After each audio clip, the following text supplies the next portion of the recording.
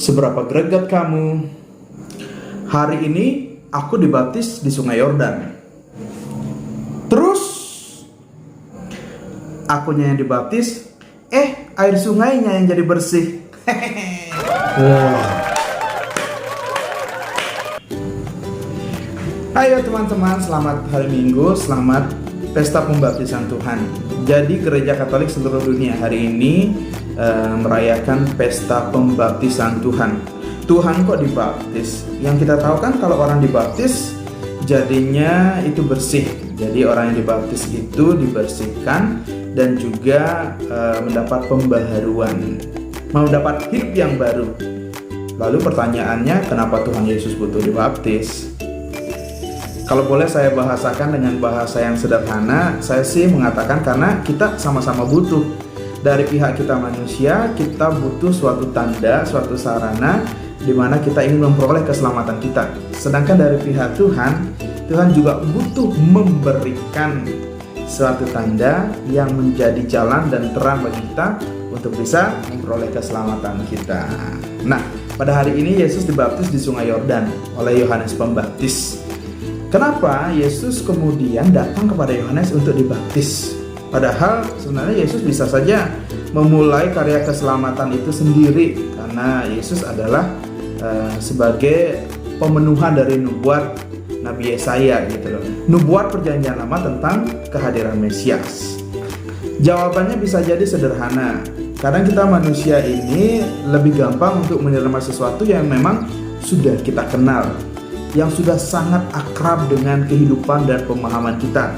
Dan kita menemukan ternyata dalam sejarah iman kita, pembaptisan ini memang sudah dikenal atau sudah akrab pada hidup umat beriman.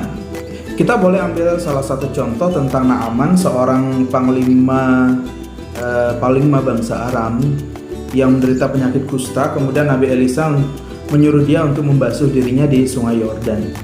Jadi ada suatu kebiasaan yang kemudian menjadi suatu kebiasaan dalam iman atau suatu kepercayaan bahwa pembaptisan, membasuh diri dengan air itu melambangkan suatu pembersihan diri, juga mendatangkan suatu kesembuhan apabila seorang itu mengalami suatu penyakit. Dan kita pun melihat dalam perjanjian baru bagaimana kemudian Yohanes membaptis orang. Bahkan Yesus pun datang kepada Yohanes untuk dibaptis, dan baptisan Yohanes adalah baptisan pertobatan.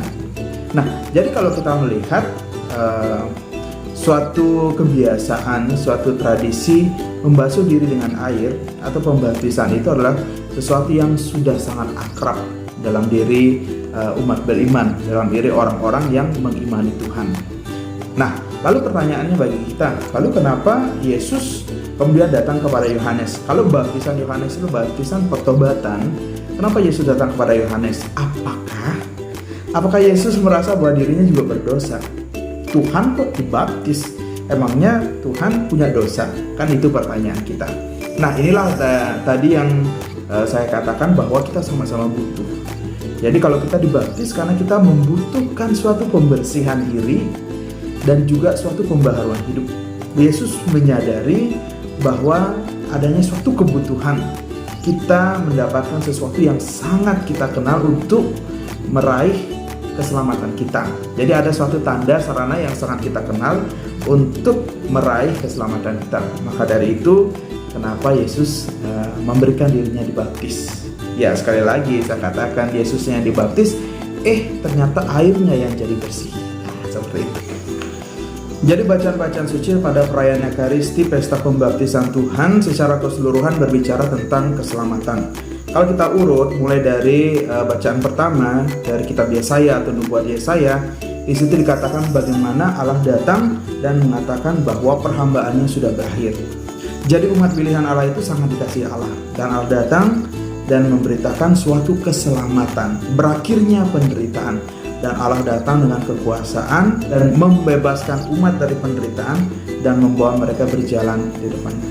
Nah, kemudian bagaimana nubuat Nabi Yesaya ini dipenuhi dalam diri Yesus, yakni ketika kita mendengar bacaan Injil pada hari ini, ketika Yesus memberi dirinya dibaptis, maka kemudian itu menjadi suatu tanda, titik awal di mana karya keselamatan Tuhan itu dimulai.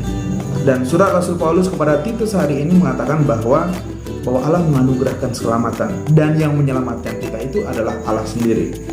Nah, sekali lagi pada pesta pembaptisan Tuhan ini, ketika Yesus memberi dirinya dibaptis, Yesus mengingatkan kepada kita bahwa inilah jalan keselamatan. Jadi dibaptis itu bukan sekadar diguyur air, bukan sekedar diolesi minyak krisma, bukan sekedar diberi kain putih, tidak. Tetapi apa yang berada di balik tanda itu. Jadi sederhananya seperti ini. Yang menyelamatkan kita itu adalah kalau kita percaya kepada Kristus. Ya, saya berbicara dalam konteks agama Katolik ya, kalau percaya pada Kristus. Nah, kalau Yesus sendiri memberi diri dibaptis, maka kita yakin bahwa pembaptisan adalah suatu jalan untuk memperoleh keselamatan, karena kita percaya pada apa yang telah dilakukan oleh Tuhan. Maka ketika Anda memberi diri dibaptis dan kita hidup di dalam pembaptisan itu sendiri, maka itu yang menuntun kita untuk bisa hidup di jalan keselamatan. Nah, ada satu hal yang mesti kita ingat. Kalau kita mengimani Tuhan yang memberi keselamatan dalam sakramen pembaptisan, kita harus ingat bahwa di dalam sakramen pembaptisan itu ada dua hal yang ditekankan. Yang pertama soal sanggupkah, yang kedua soal percayakah. Kalau soal percayakah, itu kita mengingat tentang syahadat para rasul, aku percaya ya. Yang perlu kita ingat juga dalam kehidupan sehari-hari soal sanggupkah. Ini harus kita renungkan setiap hari. Sanggupkah Anda memberi teladan yang baik? Sanggupkah Anda menolak godaan setan?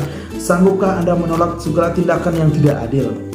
Pertanyaannya, sanggup enggak? Kalau kita berbicara tentang kekuatan diri sendiri, ya bukan soal nggak sanggup sih.